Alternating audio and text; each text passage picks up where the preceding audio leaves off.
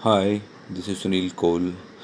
Uh, Today we will take the new chapter of chemistry, the fourth one, atoms and molecules. Dear students, atoms और molecules में काफ़ी कुछ कहने को है. You may have knowledge about it. और कुछ और भी हम थोड़ा सा इसको डिस्कस करेंगे.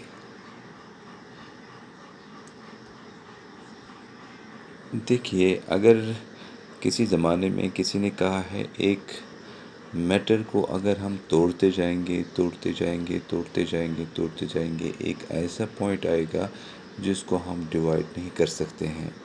जो वो पॉइंट आएगा उसको हम हिंदी में परमाणु भी कहते हैं और उसको हम एटम भी कहते हैं. वो atom is that part of the matter which can not be divided. ठीक है. अब देखिए, इसमें कुछ लॉज है जो रिलेटेड टू द एटम्स. इसमें है मॉलिक्यूल्स और एटम के साथ रिलेटेड है.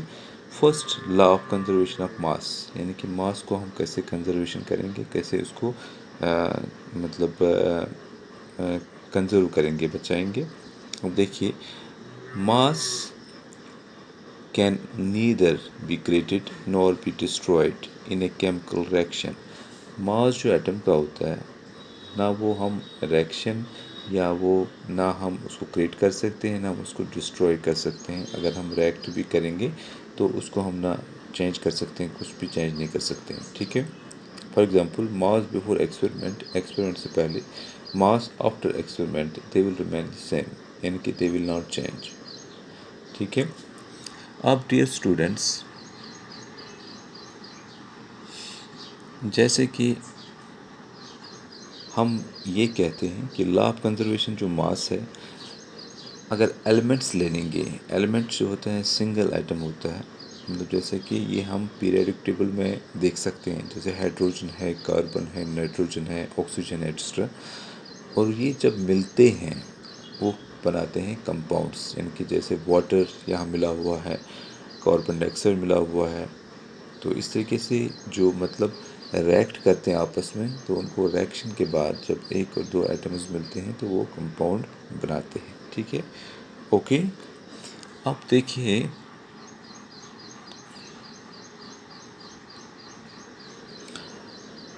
अब जो ये कंजर्वेशन ऑफ मास है, कहते हैं कि एलिमेंट के अंदर जो एटॉमिक मास होता है वो कांस्टेंट प्रोपोर्शन में होता है, कांस्टेंट प्रोपोर्शन में होता है.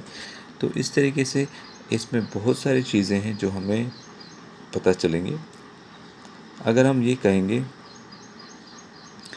लॉ ऑफ कंजर्वेशन में, दूसरा वाला है लॉ ऑफ कांस्टेंट प्रोपोर्शन. जैसे हमने कहा था, एलिमेंट्स के अंदर जो कंपाउंड्स के अंदर जो एलिमेंट्स में जो मास होता है, एटॉमिक मास होता है, वो लगभग प्रोपोर्शन, कांस्टेंट प्रोपोर्शन में रहता है. ठीक है. In a compound, the elements are always present in a definite proportion by mass. यानी कि अभी हमने कहा था जो एलिमेंट्स के अंदर जो कंपाउंड्स में एलिमेंट्स को जो मास होता है वो प्रोपोर्शन में रहता है. अगर हम हाइड्रोजन की बात करेंगे, hydrogen is equal to 1 AMU, atomic mass unit. अब 1 एटमिक मास यूनिट जो है वो is equal to 1.16 into 10⁻⁻7 kilogram. मतलब एक AMU का वैल्यू है 1.16 इंटू 10⁻⁻7 किलोग्राम. जो लवेजियर ने हमें पहला ला दिया था इसके बारे में, इनके एटम का कितना वैल्यू है. इनके एक हाइड्रोजन का जो वैल्यू है 1 AMU, 1 AMU का मतलब है it is equal to 1.16 10⁻⁻27 kilogram. ठीक है. अगर हम निकालेंगे इसका वाटर का टोटल मास ऑफ हाइड्रोजन जो है, उसमें दो आइटम्स होते हैं, इनके 2 AMU, इसमें 2 AMU मौजूद है, 1.16 10⁻, इतना जो आगे है.